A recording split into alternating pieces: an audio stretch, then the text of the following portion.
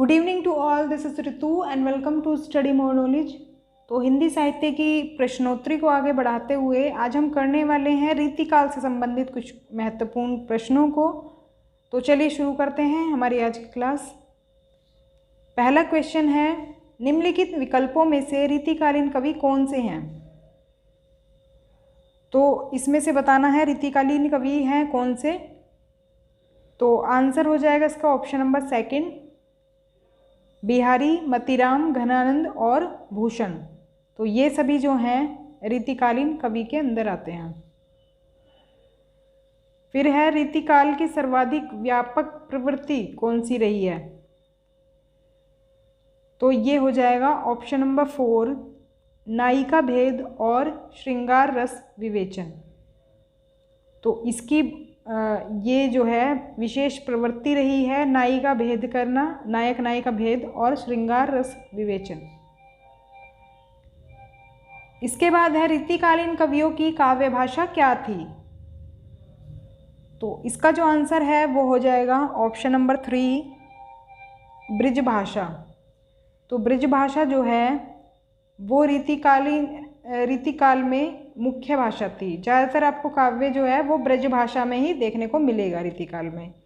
तो हम कह सकते हैं कि रीतिकालीन जो काव्य भाषा थी वो थी ब्रज भाषा। नेक्स्ट क्वेश्चन है, रीतियुगीन कवियों का सर्वाधिक प्रिय छंद रहा?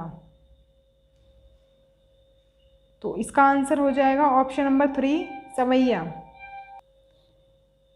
तो सवैया में ज़्यादातर रचनाएं इनकी देखने को मिलती हैं रीतिकालीन कवियों की। आचार्य रामचंद्र शुक्ल ने रीतिकाल का प्रवर्तक आचार्य किसे माना है? तो इन्होंने रीतिकाल का प्रवर्तक माना है किसको? ऑप्शन नंबर 3, चिंतामणि को। तो शुक्ल के अनुसार कौन है प्रवर्तक रीतिकाल का? चिंतामणि। हिंदी रीति ग्रंथों की परंपरा चिंतामणि त्रिपाठी से चली, अतः रीतिकाल का आरंभ उनसे ही मानना चाहिए। यह कथन किसका है? तो इसका आंसर हो जाएगा ऑप्शन नंबर 3, रामचंद्र शुक्ल। क्योंकि रामचंद्र शुक्ल ने रीतिकाल की परंपरा जो है चिंतामणि से त्रिपाठी से मानी, और तो इस कथन के आधार पर भी हम कह सकते हैं कि ये रामचंद्र शुक्ल का ही कथन होगा। रीतिकाल का समय क्या था? तो रीतिकाल का समय माना जाता है, ये हो जाएगा इसका आंसर ऑप्शन नंबर सेकंड, 1700 से 1900 विक्रमी संवत। तो विक्रमी संवत में दिया हुआ है ये टाइम पीरियड। ईस्वी में क्या टाइम पीरियड होना चाहिए आप मुझे कमेंट बॉक्स में बता सकते हैं। नेक्स्ट क्वेश्चन है, आचार्य रामचंद्र शुक्ल ने उत्तर मध्यकाल को क्या नाम दिया? इसका आंसर हो जाएगा ऑप्शन नंबर सेकंड, अलंकृत काल। तो उत्तर मध्यकाल को इन्होंने कहा है अलंकृत काल।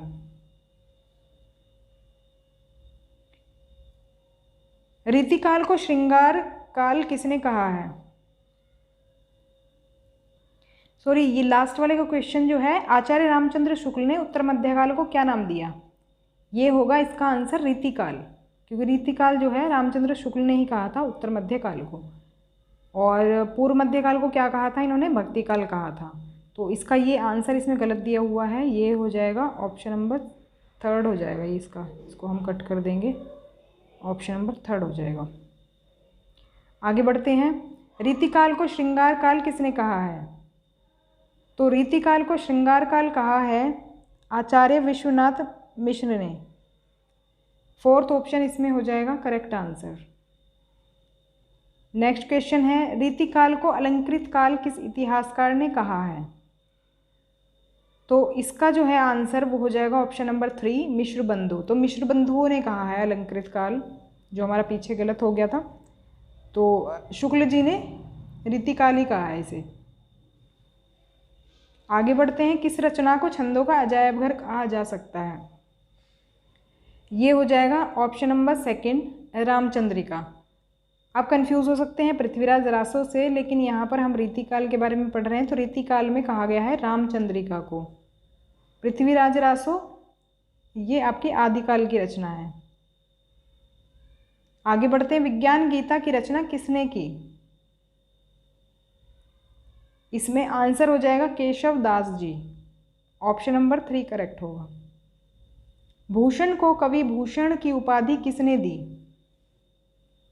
इसमें हो जाएगा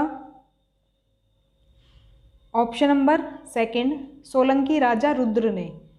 अब क्योंकि भूषण ने कई सारी रचनाएं की हैं शिवाजी या छत्रसाल नाम से, तो आप इसमें कंफ्यूज हो सकते हैं शिवाजी या छत्रसाल में, लेकिन इनको भूषण की उपाधि दी थी सोलंकी राजा रुद्र ने। निम्नलिखित में से कौन सा कथन असत्य है?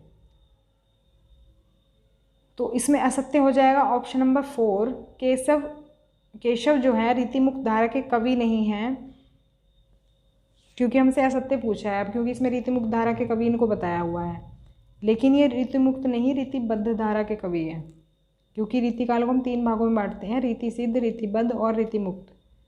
तो ये रीतिबद्ध कवि हैं। आचार्य रामचंद्र शुक्ल ने अपने हिंदी साहित्य के इतिहास ग्रंथ में इनमें से किस कवि को हिंदू जाति का प्रतिनिधि कवि कहा है? इसमें आंसर हो जाएगा ऑप्शन नंबर 3, भूषण।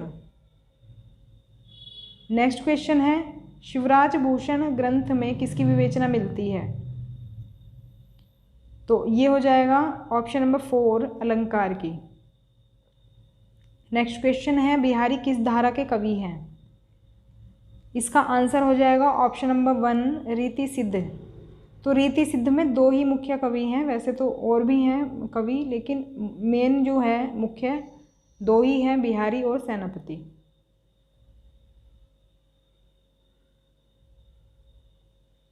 आगे बढ़ते हैं, घनानंद रीति काव्य के किस काल के कवि हैं?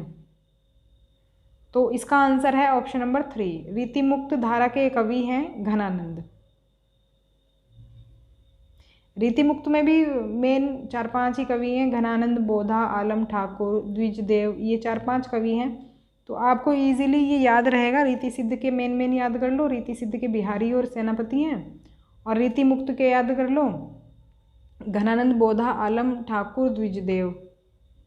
तो ये 4-5 आप याद कर लेंगे तो रीतिबद्ध के अपने आप ही आप मतलब अलग, अगर इनसे अलग ऑप्शन दिखता है तो रीतिबद्ध का आप उसको टिक कर सकते हैं। वियोग श्रृंगार का प्रधान मुक्तक कवि? तो इसमें हो जाएगा ऑप्शन नंबर 2, घनानंद, क्योंकि इनकी जो प्रेमिका थी उनसे वियोग के कारण इन्होंने काफ़ी सारी रचनाएं की। इसकी वजह से इनकी रचनाओं में ज़्यादातर वियोग श्रृंगार देखने को मिलता है। वियोग श्रृंगार होता है जिसमें प्रेमी प्रेमिका के बिछड़ने का वर्णन होता है, वियोग का वर्णन होता है। इसके बाद है, बिहारी सतसई में कितने दोहे हैं? तो इसका ऑप्शन नंबर 4 करेक्ट हो जाएगा, 719। कहीं कहीं 713 भी मिलते हैं, तो दोनों ऑप्शन में से कोई भी आता है तो उसी के अकॉर्डिंगली आंसर कर देंगे। तो ये थे हमारे आज के क्वेश्चंस। वीडियो पसंद आई हो तो लाइक करें, शेयर करें और चैनल को भी सब्सक्राइब कर लें अगर नहीं किया है तो, ऐसे ही इन्फॉर्मेटिव वीडियोस देखने के लिए। तो मिलते हैं नेक्स्ट वीडियो में। Thanks for watching.